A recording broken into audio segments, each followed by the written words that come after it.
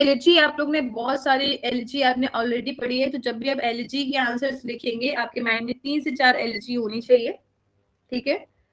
जैसे आपने पढ़ा है इन मेमोरियम, एंड इसके अलावा आपने in memory of W.B. Yeats, this was also a kind of modern elegy. Okay, next आपने पढ़ी है मैथ्यू अर्नोल्ड की थायरसिस, लाइक नाम तो आपने पढ़ा ही है। एडोनाइज, तो बहुत सारे अपने एलजी पढ़िए जिसकी आपको नाम याद होने चाहिए और जिसको आप एग्जाम्पल्स में ऐड करेंगे। अब्राहम लिंकन ने एलजी लिखी है, राइट।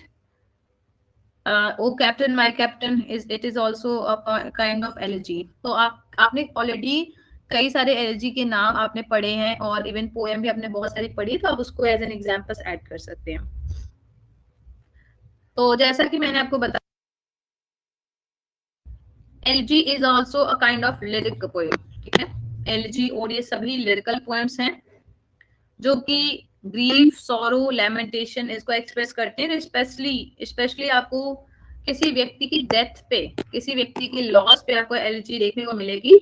लेकिन कई बार आपने देखा है कि एलजी किसी व्यक्ति की डेथ पे नहीं, किसी एक नेशनल इंपॉर्टेंस के लॉस की भी बात करती है, ठीक है। जैसे हम elegy written in country churchyard की ही बात करें तो यहाँ पे किसी पर्टिकुलर व्यक्ति के डेथ की बात नहीं हो रही है, ठीक है। ये पूरे एक कम्युनिटी की बात करते हैं, विलेजर्स की बात करते हैं, उनके जो अनफुलफिल्ड ड्रीम्स हैं उनकी बात करते हैं, ठीक है। तो आपको ब्रॉडर थीम्स भी देखने को मिलेगी, जैसे loss, mortality, transience of human life. And कई बार आप देखते हैं कि सिर्फ मॉर्निंग पे ही बेस्ड पोएम ये नहीं मिलती है, कई बार आपको पोएम्स ऐसी मिलती है जिसमें रिफ्लेक्शन होता है, कंसोलेशन होता है। तो यहाँ पे रिफ्लेक्शन एंड कंसोलेशन की हम बात करें तो elegy written in country churchyard में आपको सिंपल मॉर्निंग देखने को नहीं मिलेगी, फिलोसॉफिकल साइड देखने को मिलेगी लाइफ एंड डेथ पे। तो बहुत सारी हमने ऑलरेडी लाइंस डिस्कस करी हैं इस पे elegy written in country churchyard में, ठीक है।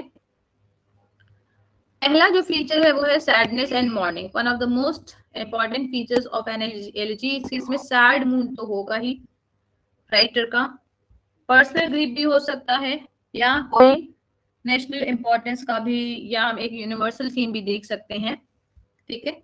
जैसे कि एलजी रिटन कंट्री चर्चयार्ड, इसमें आपको पर्सनल ग्रीफ देखने को नहीं मिलेगा बल्कि कुछ अननोन रूरल पीपल की डेथ पे राइटर का रिफ्लेक्शन देखने को मिलेगा। And the tone of the writer is काम एंड मेडिटेटिव, ओके। सभी ह्यूमैनिटी के ऊपर उन्होंने बात की है, एक पार्टिकुलर ह्यूमैन की बात नहीं की है कि शायद इसमें से बहुत सारे लोग हैं जो मिल्टन के जैसे टैलेंटेड थे बट उन्हें ऑप्शंस ही नहीं मिले, कोई अपॉर्चुनिटी ही नहीं मिली। नेक्स्ट इज एलजी में आपको 3 स्ट्रक्चर देखने को मिलेगा, जैसे कि लैमेंट, प्रेज एंड कॉन्सोलेशन। शुरुआत का जो पार्ट होता है पोएम का वो लैमेंट फॉर्म में होता है।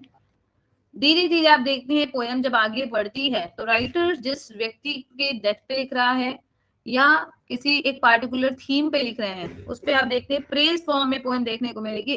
लास्ट तक आते थे राइटर कॉन्सोलेशन टोन में लिखते हैं, मतलब कि रिजोल्यूशन आपको देखने को मिलता है, ओके।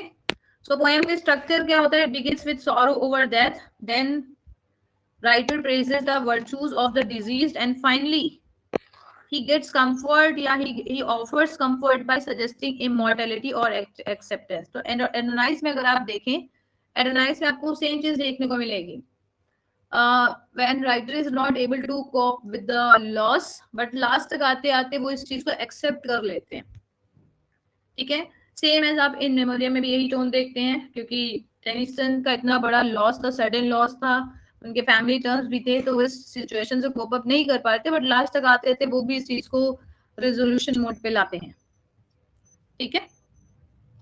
तो एडोनाइज में जैसे मैंने अभी आपको बताया, शैली वांट टू करते हैं but ultimately he consoles himself by the idea that poet spirit lives on, कि कोई बात नहीं, इंसान की डेथ हो जाती है बट इमॉर्टैलिटी रहती है। नेक्स्ट आपको ध्यान रखना है, इसमें आपको फिलोसॉफिकल रिफ्लेक्शन भी देखने को मिलेगा। Means this type of poetry often explore profound truths about human existence. जैसे शाश्वत, डेथ शाश्वत है, ये सत्य है, इस तरह के आपको डीप आइडियाज देखने को मिलेंगे, ठीक है। ये भी देखने को मिलेगा कि death is inevitable and it is equal for all the people, where it is the king or where it is the poor person। तो ये आपको ग्रे की एलजी में देखने को मिलता है।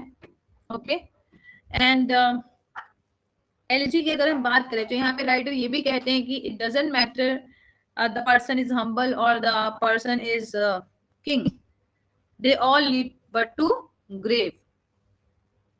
ओके, एंड राइटर यहाँ पे ये भी कहते हैं कि एक अननोन व्यक्ति भी उतना ही पोटेंशियल, उतनी ही डिग्निटी रखता है जितना कि जो बहुत हाईली एक्लेम्ड पीपल है उनके अंदर उस तरह की टैलेंट थी।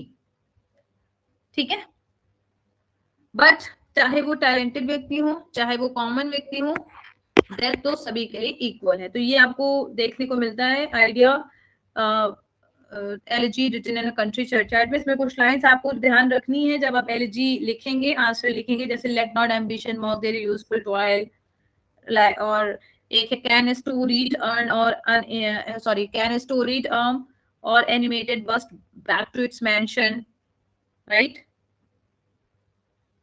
Their Lord forbid, not circumscribed alone। बहुत सारी ऐसी लाइंस आपको देखने को मिलेगी elegy written in country churchyard में। Next is natural imagery and sombre setting. तो ये बहुत इंपॉर्टेंट पॉइंट है। ग्रेवयार्ड पोएट्री का भी एक एग्जांपल है elegy written in country churchyard. Yes, all the paths of glory lead but to grave. Yes, right. ठीक है, तो ग्रेवयार्ड पोएट्री का भी एक बेस्ट एग्जांपल है ये। तो यहाँ पे आपको सेटिंग ग्रेवयार्ड देखने को मिलेगा, इवनिंग सीन, फेडिंग लाइट।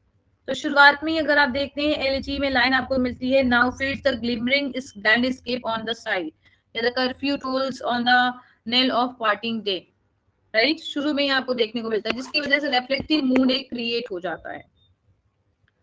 तो ये जो डे जो ब्रेक होता है, डे ब्रेक नहीं सॉरी, जो सनसेट का टाइम होता है वो सिंबलाइज करता है एंड ऑफ लाइफ को एंड पैसेज ऑफ टाइम को।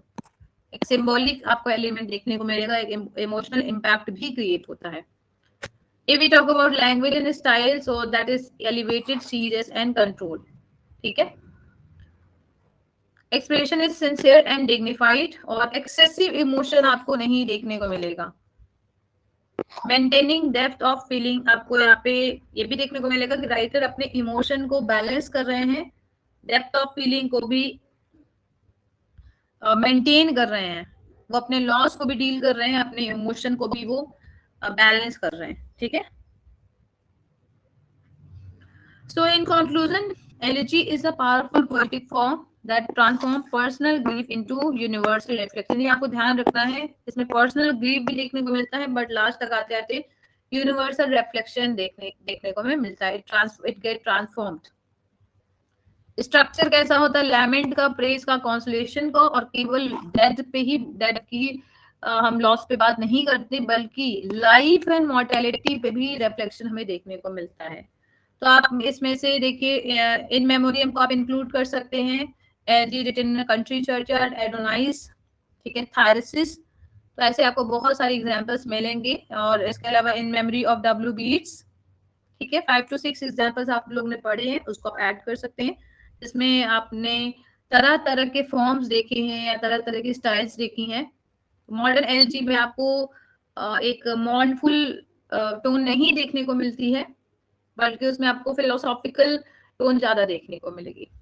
ठीक है, so I hope this is clear. Elegy, all the points are clear? Yes, yes, Lycidas, बिल्कुल लिसिडास को भी आप इंक्लूड कर सकते हैं। It is one of the most celebrated example of elegy. Okay, next question काफी इंपॉर्टेंट है, poetry form बहुत इंपॉर्टेंट है, that is dramatic monologue. Okay, आप लोग को एक सजेशन ये भी है, सभी लोगों के लिए सजेशन ये है कि फिगर ऑफ स्पीच ऑलरेडी आप लोग के सिलेबस में है, फिगर्स ऑफ स्पीच, और मैंने इस पे लेक्चर्स अपलोड भी किए हैं, तो आप लोग को मैं दोबारा से सेंड कर दूंगी, आप लोग उसे देखिएगा। वहां पे आपसे क्वेश्चन ये बन सकता है, जैसे लॉन्ग आंसर में देखिए पैटर्न आपको ये समझना है, अगर 12 मार्क्स का क्वेश्चन है, जैसे ऑलरेडी आपको 10 क्वेश्चन 12 मार्क्स में मिलेंगे और 10 क्वेश्चंस आपको 8 मार्क्स के मिलेंगे। ठीक है, तो हम देख सकते हैं 120 मार्क्स आपको यहाँ मिल रहे हैं, 80 मार्क्स यहाँ मिले। तो कोई जरूरी नहीं है कि 12 मार्क्स के सारे क्वेश्चन आपको सिर्फ और सिर्फ लिटरेचर में मिलेंगे, क्योंकि आपके सिलेबस में ग्रामर भी है, आपके सिलेबस में टर्म्स भी है, फिगर्स ऑफ स्पीच भी है, ठीक है। फिर इसके बाद अलावा हम देखते हैं यहाँ पे आपको मूवमेंट्स भी आपके हैं, ऑलरेडी ऐड है मूवमेंट्स। ग्रामर के अलावा आपको वोकैब भी पढ़ने हैं, ठीक है। देन ट्रांसलेशन है, उसके अलावा आपको कॉम्प्रहेंशन भी सॉल्व करने हैं। तो कॉम्प्रहेंशन तो जहां तक मैं समझ पा रही हूँ, कॉम्प्रहेंशन आपको शॉर्ट आंसर टाइप क्वेश्चन में मिल जाएगा। लेकिन अगर हम बात करें वोकैब की या ग्रामर में, जैसे नरेशन आप पढ़ते हैं, इसके अलावा आपको एक्टिव पैसिव देखने को मिलेगा, ट्रांसफॉर्मेशन, सिंथेसिस, सिंटैक्स आपको मिलता है पार्ट्स ऑफ स्पीच में, ठीक है। पार्ट्स ऑफ स्पीच में जो स्पॉट द एरर वाला जो टॉपिक होता है, स्पॉट द एरर आपके पार्ट्स ऑफ स्पीच से ही ज्यादातर कवर होता है, तो वहां से आपको क्वेश्चन मिलेंगे। तो ये जो पॉइंट है, या फिगर ऑफ स्पीच की हम बात करें, मूवमेंट्स की भी चलिए एक बार हम मान लेते हैं कि 8 मार्क्स में क्वेश्चन बन सकते हैं या 12 मार्क्स में बन सकते हैं। तो 6 to 7 टॉपिक्स आपके 12 मार्क्स में पूछे जा सकते हैं और 12 मार्क्स में डिवाइड करके पूछे जा सकते हैं। जैसे कि क्वेश्चन हो सकते हैं 6 क्वेश्चन हो सकते हैं नरेशन पे, या 3 क्वेश्चंस नरेशन पे, 3 क्वेश्चन एक्टिव पैसिव में, तो 2 मार्क्स के क्वेश्चन हो सकते हैं। या हो सकता है आपसे 4 फिगर ऑफ स्पीच दे दिया जाए और बोला जाए डिफाइन विद एग्जांपल्स, ठीक है। या स्पॉट द एरर के क्वेश्चन बन जाएंगे आपसे, और वहां पे आपसे बन जाएगा कि right the correct sentence, okay, spot the error and right the correct sentence. तो इस तरह आपको एक ही क्वेश्चन में 3 से 4 क्वेश्चन या 5 to 6 क्वेश्चन, 5 to 6 क्वेश्चन आपको मिल सकते हैं। तो ये आपको पैटर्न ध्यान रखना है। ट्रांसलेशन की मैंने ऑलरेडी आप लोगों को कुछ क्वेश्चंस भेजे थे ना, आई होप आप लोगों ने उसे सॉल्व किया होगा, देखा होगा कि कैसे बन रहा है। तो ये मैंने अभी क्लास के बीच में इसलिए डिस्कस किया ताकि आपको ये आइडिया रहे कि अगर 12 मार्क्स के क्वेश्चन है तो सिर्फ और सिर्फ एक फ्रेजर से ही क्वेश्चन नहीं आएंगे। 12 मार्क्स के क्वेश्चन में आपको ग्रामर भी पढ़ना है, फिगर ऑफ स्पीच भी आपको पढ़ना है विद एग्जांपल्स, इसके अलावा वोकैब भी पढ़ना है। वोकैब में आपको यूजेस करने होंगे, ठीक है, सेंटेंस में यूज करना है आपको। और कई बार आपसे मीनिंग भी पूछा जा सकता है, एंटोनिम सिनोनिम में हो सकता है आपसे पूछा जाए, एंटोनिम लिखना है, सिनोनिम लिखना है, वन वर्ड सब्स्टिट्यूशन में आपसे मीनिंग पूछी जा सकती है। तो इस तरह के क्वेश्चन आपको मिल सकते हैं, तो इसके लिए आप लोग प्रिपेयर हैं। वन वर्ड सब्स्टिट्यूशन की मैंने आप लोग को पीडीएफ भेजी है, एंड ईडियम्स की भी मैंने आपको भेजी है, ठीक है, उसे आप पढ़िएगा। चलिए देखते हैं आज का नेक्स्ट क्वेश्चन, हम देखते हैं ड्रामेटिक मोनोलॉग। तो ड्रामेटिक मोनोलॉग आप सभी लोगों ने पढ़ा है। एक तो है the love song of J Alfred Prufrock, जो कि इंटीजर मोनोलॉग का एग्जाम्पल है, और एक जो आपने द मोस्ट सेलिब्रेटेड पढ़ा है वो है माय लास्ट जस्टिस, ठीक है। तो यहाँ पे जब आप एग्जाम्पल्स याद करेंगे तो देखिए रॉबर्ट ब्राउनिंग की आप कई सारे एग्जाम्पल्स याद रख सकते हैं, Andrea del Sarto, the last fight together, Porphyria's lover, ठीक है। कई सारे आपको एग्जाम्पल्स याद करने होंगे, तो 3 to 4 एग्जाम्पल्स आप याद करेंगे। कोरिलेट आप किसी एक पार्टिकुलर वर्क से कर सकते हैं ताकि आप अच्छे से आंसर लिख पाए। तो what is dramatic monologue? Dramatic monologue में आपको एक चीज याद रखनी है कि एक ऐसा पोइट्री का फॉर्म होता है जिसमें एक व्यक्ति जो कि स्पीकर होता है वो बोलता है, और जो भी बातें वो बोल रहा है एक लिसनर को बोल रहा है जो कि साइलेंट होता है, ठीक है। तो ये डेफिनेशन याद रखनी है। It is a poetic form in which a single speaker addresses a silent listener in a specific situation, revealing his or her thoughts, emotions and character. देखिए ड्रामेटिक लिरिक की अगर बात करें तो ड्रामेटिक लिरिक में सिर्फ और सिर्फ आपको राइटर के थॉट्स रिवील होंगे, ठीक है, ये ड्रामेटिक लिरिक की पहचान है। लेकिन अगर हम ड्रामेटिक मोनोलॉग की बात करें तो यहाँ पे आपको कैरेक्टर भी रिवील होगा, ठीक है। Though only one person speaks, the presence of an implied listener and a dramatic context make the poem resemble a scene from a play. इसे ड्रामेटिक क्यों बोला जाता है? क्योंकि ऐसा लगता है कि दो लोग भले ही बात कर रहे हैं, मतलब दो लोगों में एक व्यक्ति लिसनर होता है, इम्प्लाइड होता है। इम्प्लाइड का मतलब होता है सजेस्टेड, सजेस्टिव हम कह सकते हैं।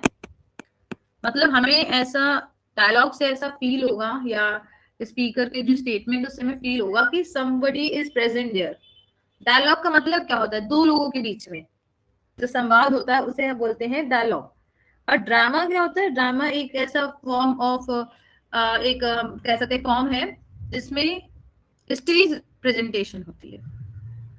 ठीक है, तो यहाँ पे भी हमें ऐसा फील होता है जैसे कि किसी प्ले का कोई सीन है जो दिखाया जा रहा है। तो जब आप माय लास्ट डचेस पढ़ते हैं या द लास्ट राइड टुगेदर भी अगर आपने पढ़ी हो, आपने पढ़ा होगा, एंड्रिया डेल सार्टो अगर आपने पढ़ा हो, तो उसमें आपको ऐसा लगेगा कि कोई स्टोरी जैसी चल रही है। ठीक है, प्लॉट आपको समझ में आता है। तो इसलिए इसे ड्रामेटिक मोनोलॉग बोला जाता है। मोनोलॉग क्यों बोला जाता है? क्योंकि सिंगल पर्सन स्पीकर होता है। ठीक है, डायलॉग क्या होता है? दो लोगों को बोलते हैं। तो ये आपको पता है कि अगर इस फॉर्म की हम बात करें पॉपुलैरिटी की, तो this form became popular through the works of Robert browning. The first feature that is very important for all of you, that is single speaker, जो कि पोएट नहीं होता। ये भी ध्यान रखना, ड्रामेटिक मोनोलॉग में जो स्पीकर है वो पोएट नहीं है, बल्कि कोई एक कैरेक्टर होता है। ठीक है, and the poet adopts a persona. Poet एक पर्सोना अडॉप्ट करता है and allows that character to speak freely. यहाँ पे पोएट का कोई इंटरफेरेंस नहीं है, वो एक पर्सोना क्रिएट करते हैं और उसी के माध्यम से वो कैरेक्टर को ये फ्रीडम देते हैं कि वो अपने थॉट्स को फ्रीली एक्सप्रेस कर पाए। एंड इस टेक्निक के माध्यम से पोएट इनडायरेक्टली ह्यूमन साइकोलॉजी के डीपर इनसाइट्स को प्रेजेंट करते हैं। तो यहाँ पे आप सभी ने माय लास्ट डचेस में पढ़ा है, जिसमें हम देखते हैं कि उस समय के जो पैट्रियार्की थी वो दिखाई गई है। And Duke of Ferrara was the main character, main speaker हम कह सकते हैं, speaker of this dialogue, this dramatic monologue, who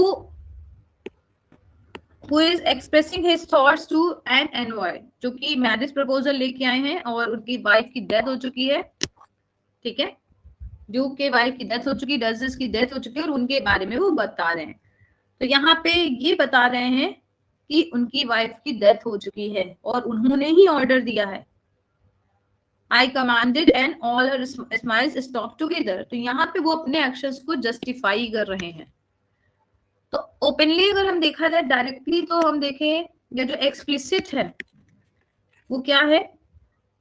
explicit तो ये है कि वो अपने एक्शंस को जस्टिफाई कर रहे हैं, लेकिन इम्प्लिसिट ये है कि एक्चुअल में वो कैसे हैं। तो उनका pride, jealousy and cruelty expose हो रही है। नेक्स्ट इज प्रेजेंस और साइलेंट लिसनर। तो जब भी आपसे my last duchess as a dramatic monologue भी पूछा जाएगा, ठीक है, तो भी आपको इन्हीं चीजों को अप्लाई करना है। यहाँ पे आप इंट्रोडक्शन चेंज कर देंगे, यहाँ पे आप इंट्रोडक्शन में स्टार्ट करेंगे my last duchess is one of the most celebrated examples of the dramatic monologue. फिर आप वहाँ पे एक दो पॉइंट ड्रामेटिक मोनोलॉग के लिख सकते हैं। ठीक है, एक लाइन आप राइटर के बारे में लिखेंगे, फिर उसके बाद आप अप्लाई करेंगे कि कैसे कैसे एक एक फीचर ड्रामेटिक मोनोलॉग का इस पर्टिकुलर वर्क में। तो यहाँ पे आपका दो चीज का रिवीजन हो जा रहा है, एक तो आप my last duchess as dramatic monologue, ये भी आपका रिवीजन हो जा रहा है, और ड्रामेटिक मोनोलॉग पे भी कोई क्वेश्चन बनेगा तो वो भी आप उसको भी लिख पाएंगे। ठीक है, तो यहाँ पे हम देखते हैं listener does not speak at all, लेकिन उसका एग्जिस्टेंस सजेस्ट होता है through the speaker tone and reference, क्योंकि यहाँ पे स्पीकर किसे एड्रेस कर रहे हैं? उस लिसनर को। तो इन माय लास्ट डचेस हम क्या देखते हैं? the dialogues for the Duke's formal language and controlled speech, ये क्या इंडिकेट करते हैं? कि वो किसी एनवॉय को एड्रेस करे। एनवॉय क्या होता है? मैसेंजर। ठीक है, who has come to negotiate his next marriage, जो कि आए हैं, किस लिए आए हैं? उनकी नेक्स्ट मैरिज को नेगोशिएट करने। और ये जो साइलेंट इंटरेक्शन है, ये पोएम की टेंशन और डेप्थ दोनों को ही इनहेंस कर रहा है। ठीक है, आई होप आपको ये पॉइंट्स क्लियर है। अब नेक्स्ट पॉइंट है ड्रामेटिक सिचुएशन। तो यहाँ पे आप देखते हैं ड्रामेटिक एक सिचुएशन क्रिएट हुई है एंड इस पोएम में एक पार्टिकुलर मूवमेंट को दिखाया गया जिसमें कॉन्फ्लिक्ट और इमोशनल इंटेंसिटी दोनों ही आपको देखने को मिल रही है। कैसे? जैसे हम यहाँ पे देखते हैं कि अगर हम बात करें इस पर्टिकुलर माय लास्ट डचेस की कॉन्फ्लिक्ट की, तो यहाँ पे कॉन्फ्लिक्ट यही है कि ड्यूक को अपनी वाइफ की फ्रीडम पसंद नहीं थी। फ्रीडम या हम कह सकते हैं उनका बोलना चालना या उनका बहुत हंसना, उन्हें ये सारी चीजें पसंद नहीं थी। तो ये एक कॉन्फ्लिक्ट क्रिएट हो रहा है और कैसे ड्यूक ने इस पे रिस्पॉन्ड किया और इवन आफ्टर द डेथ वो कैसे उनकी पोर्ट्रेट को भी कंट्रोल कर रही है। ये एक ड्रामेटिक सिचुएशन हमें देखने को मिलती है। अगर हम बात करें एंड्रिया डेल सार्टो की, एंड्रिया डेल सार्टो भी शायद आप लोगों ने पढ़ा हो, एंड्रिया डेल सार्टो की बात करें तो यहाँ पे राइटर अपने आर्टिस्टिक फेलियर की बात करते हैं। ठीक है, यहाँ पे थीम क्या है, आर्टिस्टिक फेलियर, मेजर जो एक आइडिया आपको देखने को मिलता है। And he is speaking to his wife, तो यहाँ पे वाइफ की प्रेजेंस भी साइलेंट प्रेजेंस है, मतलब वो है बट उनका कोई डायलॉग नहीं है या उनका कोई स्टेटमेंट नहीं है। ठीक है, तो यहाँ पे एंड्रिया डेल सार्टो में भी जब स्पीकर रिवील कर रहे हैं अपने आइडियाज को, तो अपने लव को भी एक्सप्रेस कर रहे हैं as well as his sense of inadequacy. तो ये आपको ड्रामेटिक सिचुएशन देखने को मिलती है ड्रामेटिक मोनोलॉग में। नेक्स्ट इज साइकोलॉजिकल रेवलेशन, ये काफी इंपॉर्टेंट पॉइंट है जो आपको याद रखना है। तो यहाँ पे आप देखते हैं speaker often reveals more than intended, speaker जितना बताना चाहते हैं ड्रामेटिक मोनोलॉग में उससे कहीं ज्यादा वो रिवील करते हैं, स्पेशली आप समझिए इनर मोटिव्स को और मॉरल फ्लॉज को। तो यहाँ पे अगर हम यूलिसिस का अगर एग्जांपल लें, यूलिसिस जो कि काफी अच्छा एग्जांपल है, वहां पे देखते हैं यहाँ पे कभी भी यूलिसिस का ये इंटेंशन नहीं है कि वो जब अपने बारे में बता रहे हैं कि I met and roll and I become a name all I have met, ठीक है, इस तरह की जब वो लाइन्स बोलते हैं, knowledge is like a sinking star, ठीक है, टू रस्ट इज अनफर्बिश्ड, कुछ ऐसी लाइन्स वो बोलते हैं। ठीक है, तो कहीं ना कहीं वो अपने कैरेक्टर को भी एक्सपोज कर रहे हैं। इवन उन्हें अपने किंगडम में रूल करना ऐसा लग रहा है कि वो बड़ा टाइम वेस्ट कर रहे हैं, मतलब कि अब वो सैवेज रेस को रूल नहीं करना चाहते। उन्हें अपनी वाइफ ऐसा लग रहा है कि अब उनका जो एक एडवेंचरस जर्नी है वो ओवर हो जाएगी, अपनी एजेड वाइफ के साथ वो रहना नहीं चाहते। ठीक है, और इवन जो उनकी जो जनता है या जो उनकी हम कह सकते हैं जो सब्जेक्ट है, जो प्रजा है, वो कैसी लगती है, एक सैवेज रेस की तरह जो केवल होल्ड करती है, स्लीप करती है और इवन उन्हें जानती भी नहीं है। तो इस तरह की जब उनके आइडियाज होते हैं तो हमें समझ में आता है कि यूलिसिस कैसे व्यक्ति एक एडवेंचरस जर्नी पसंद करते हैं, अपनी लाइफ को एक्सप्लोर करना चाहते हैं, वो बिल्कुल आराम नहीं करना चाहते हैं, हमें उनका कैरेक्टर रिवील होता है। ठीक है, तो इन सभी चीजों को अगर आपको समझना है तो आपको एक एक्टिव रीडर बनना होगा। अगर आप एक्टिव रीडर होंगे तभी आप समझ पाएंगे कि राइटर क्या कहना चाहते हैं, या जो मेन कैरेक्टर है उसके आप और भी पॉइंट्स को समझ पाए। ठीक है, तो यूलिसिस में आप देखते हैं एजिंग हीरो जो कि अपनी restless desire for adventure reveal करते हैं और जिससे उनका कैरेक्टर हीरोइक लेकिन डिससेटिस्फाइड दिखता है, वो अपनी लाइफ से सेटिस्फाइड नहीं है। Next is conversational language. Conversational language होती है ड्रामेटिक मोनोलॉग में, ऐसा लग रहा है कि कोई व्यक्ति बात कर रहा है, तो ये तो आप सभी जानते हैं। जैसे अगर आप एंड्रिया डेल सार्टो में देखें, यूलिसिस में देखें, माय लास्ट डचेस में आप देखें, इन सभी में आपको ऐसा लगेगा कि कोई व्यक्ति बात कर रहा है, जैसे हम लोग डे टू डे लाइफ में बात करते हैं। तो इसकी वजह से जो पोएम है वो बहुत रियलिस्टिक होती है, इंगेजिंग होती है, और जब हम पढ़ते हैं एज अ रीडर तो हमें भी ऐसा लगता है कि कोई हमसे बात कर रहा है। ठीक है, लेकिन इसमें रिदम और पोएटिक स्ट्रक्चर भी राइटर मेंटेन करते हैं। So in conclusion, dramatic monologue is a powerful poetic form that combines narrative drama and psychological insight. देखिए narrative drama क्यों है, नैरेटिव क्यों है, ड्रामा क्यों है, क्योंकि देखिए ड्रामेटिक सिचुएशन आपको यहाँ देखने को मिलती है। नैरेटिव इसलिए क्योंकि यहाँ पे जो भी कैरेक्टर है वो नरेट कर रहा है, चीजों को बता रहा है, एक एक करके घटना बताते हैं ये। और साइकोलॉजिकल इंसाइट इसलिए क्योंकि कैरेक्टर की आपको साइकी पता चलती है। और यहाँ पे आपको एक सिंगल स्पीकर देखने को मिलेगा। ठीक है, single speaker, silent listener and एक पार्टिकुलर सिचुएशन। ठीक है, जैसे यूलिसिस में आपको सिचुएशन देखने को मिलती है, यस राइट। यूलिसिस में आप क्या देखते हैं, यूलिसिस में आप देखते हैं कि यूलिसिस ने जितनी भी बातें बताई वो ये समझ में आया, हमें वहां पे कोई सिचुएशन नहीं बताई गई, लेकिन हमें पढ़ने में समझ में आ जाता है कि आफ्टर 10 years वॉर अब यूलिसिस वापस आ रहे हैं और उसके बाद उनकी साइकोलॉजी कैसी एकदम चेंज हो चुकी है, उनका घर से कोई अटैचमेंट नहीं है। ठीक है, वो बोलते हैं I am part of all that I have met, ये all experience is an arch, मतलब सारा एक्सपीरियंस फिर भी कम ही है। How dull it is to pause to make an end, to rust unburnished, not to shine in use। ठीक है, अपने सन टेलीमेकस के बारे में भी बताते हैं, बताते हैं कि वो काफी अच्छा ब्यूटीफुल सन है। एंड वो ये भी कहते हैं, come my friends, this not too late to seek a newer world. अपने फ्रेंड्स को भी वो चाहते हैं उस एडवेंचरस जर्नी में जाना, भले ही वो लास्ट जर्नी हो। ठीक है, तो इससे हमें क्या समझ में आता है, एक कैरेक्टर रिवील होता है, right. Complex aspect of human nature भी रिवील होता है। और आप कुछ एग्जांपल्स ऐड कर सकते हैं, जैसे my last duchess, Andrea del Sarto, Ulysses, इस तरह के एग्जांपल्स को आप ऐड करके कहीं ना कहीं अपने नॉलेज को कनेक्ट भी कर पाएंगे और चीजों को आप एक्सप्लेन भी कर पाएंगे। ठीक है, तो इंग्लिश लिटरेचर में काफी हाईलाइटेड एग्जांपल्स हैं। हालांकि देखिए ये लाइन आप ऐड नहीं करेंगे, this form is English literature, ये सब लाइन आप ऐड नहीं करेंगे। या जैसे यहाँ पे एक लाइन थी रीडर के बारे में, yes, this makes the reader an active interpreter who must read between the lines, ये सब आप ऐड नहीं करेंगे। आप केवल टू द पॉइंट जो भी आपसे टॉपिक पूछा गया केवल आप वही लाइन्स ऐड करेंगे। ठीक है, एंड यस, साइकोलॉजी में जैसे बोला भी जाता है, यस, जब आप काउंसलिंग के लिए जाते हैं तो डॉक्टर केवल सुनते हैं, और जो व्यक्ति होता है, जो डॉक्टर इन द सेंस जो साइकोलॉजिस्ट होते हैं, वो केवल सुनते हैं आपकी बात, और जो व्यक्ति होता है वो अपनी चीजों को रिवील करता है। ड्रामेटिक सिचुएशन यहाँ पे ये है कि जैसे एक पार्टिकुलर सिचुएशन दी जाती है। ठीक है, ड्रामेटिक सिचुएशन यहाँ पे क्या है, जैसे यूलिसेस की अगर हम बात करें तो यूलिसेस घर वापस आए हैं। ठीक है, इथाका ये वापस आए हैं, और अब वो क्या महसूस कर रहे हैं और क्या वो एक्सप्रेस कर रहे हैं। तो ड्रामेटिक सिचुएशन क्या है, आपको एक प्रॉपर सेटिंग दे दी गई कि ये घटना है, इस समय की बात बताई जा रही है। ठीक है, same as my last duchess में आप देखते हैं क्या बताया जा रहा है, पोएम पढ़ने समय समझ में आता है कि Duke of Ferrara after duchess death वो रिवील कर रहे हैं चीजों को, डचेस की डेथ हो चुकी है। जैसे जैसे हम पोएम को पढ़ते तो हमें समझ में आता है कि duchess was a joyful lady, she used to live her life,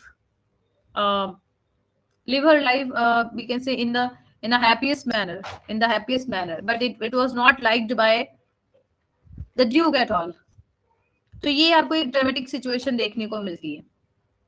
ठीक है, एक खाका आपके सामने खिंच जाता है कि क्या घटना हुई है और क्या हो रही है, तो ये एक ड्रामेटिक सिचुएशन आपको देखने को मिलती है, जिसके माध्यम से आप एक स्टोरी अपने माइंड में क्रिएट कर लेते हैं, सेम एज यूलिसेस में भी, same as Andrea del Sarto में भी। ठीक है, तो ये था एक स्टोरी कैसे आपको मिली, ड्रामेटिक सिचुएशन कैसे मिली। आई होप आपको ये क्लियर है।